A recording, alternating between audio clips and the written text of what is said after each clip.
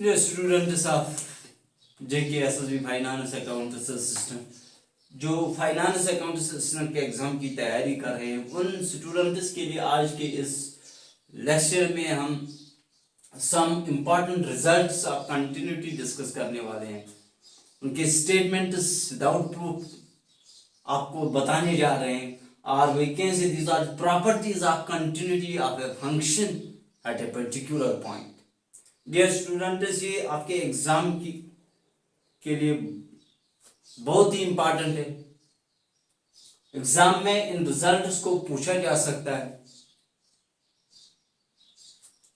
Because exam जो आपका है वो ऑब्जेक्टिव टाइप का एग्जाम होगा। इसमें आपको प्रूव करने की जरूरत नहीं पड़ेगी, but you must know these important results of continuity or we can say these properties of continuity of function or functions at a point say A। First जो है हमारे पास फर्स्ट इंपॉर्टेंट प्रॉपर्टी जो है, if we have a constant function say f of x हमारे पास एक function है defined as f of x is equal to k for all x। ये हमारे पास एक फंक्शन डिफाइन है। This function is called constant function. Dear student, ये जो कांस्टेंट फंक्शन है ये ऑलवेज कंटिन्यूअस होता है। Dear students, constant every constant function is continuous function throughout the domain. First important property, every constant function जो भी आप लेंगे constant function is continuous throughout the domain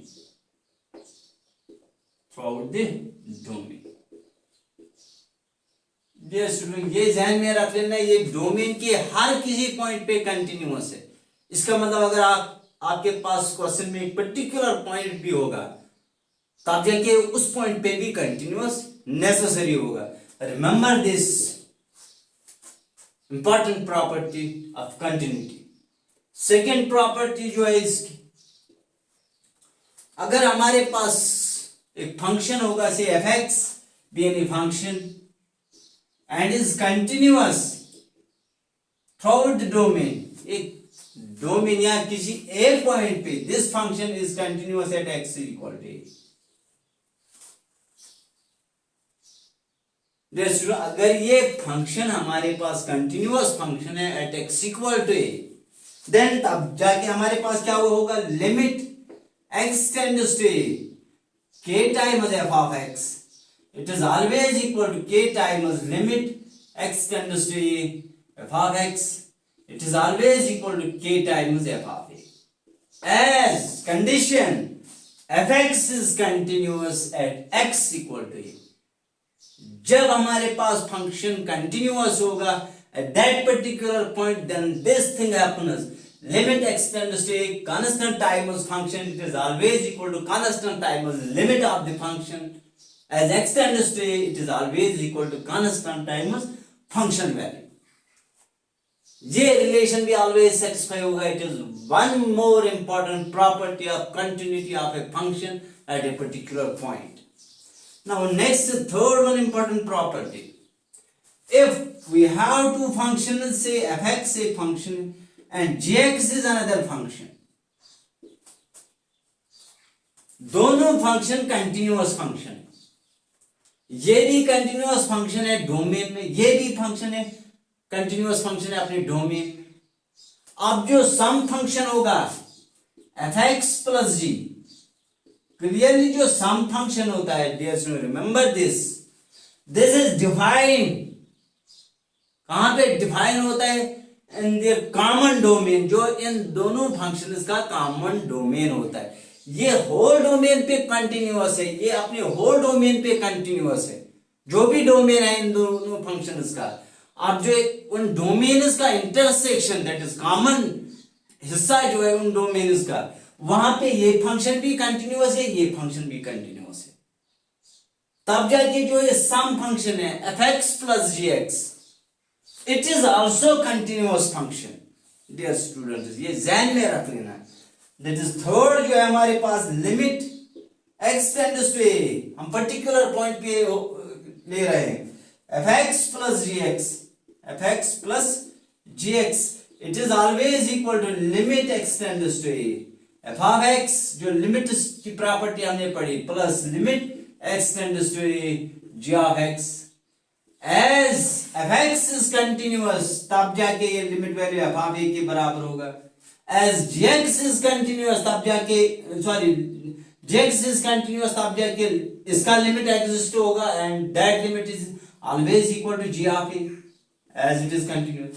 we have here f x plus g x as limit x tends to a, it is equal to f of a plus g of a, that is function value. This means if we have given two functions and both the functions are continuous at a particular point, or if these two functions are continuous at the common domain, then their some function is also continuous in that particular domain or in that particular point. Remember this point also. इसी तरह सम जो यहाँ पे हमने देखा, subtraction पे भी ये कंडीशन सेटिस्फाई होती है। If we take subtraction of these two function, तब जाके यहाँ पे subtraction होगा, यहाँ पे subtraction होगा। It is one more property of continuity of a function or functions at a particular point। जिसमें ये चार प्रॉपर्टीज आ गई। अब फिफ्थ प्रॉपर्टी जो है, same as in this, in the above property, fx as continuous function in a domain, इसी तरह jx भी एक continuous function है in their domain। अब fx gx जो है, fx gx ये अपने डोमेन में कंटिन्यूअस है, ये भी अपने डोमेन में कंटिन्यूअस है। ये जो fx gx से डिफाइन हम कर रहे हैं इन देयर कॉमन डोमेन, जो इन दोनों फंक्शंस का कॉमन डोमेन है, वहां पे ये डिफाइन होता है। अब जब ये डिफाइंड है as fx is continuous, gx is continuous, तब जाके product of these two functions is also continuous throughout the domain। जो इसका डोमेन होगा, डोमेन कौन सा है, common domain of these two functions, and this property is like this limit x tend, हम particular point पे ले रहे हैं यहाँ पे, limit x tends to f of x g of x by limit property, as these are continuous function, it is always limit property, limit x tends to a f of x into limit x tends to a g of x।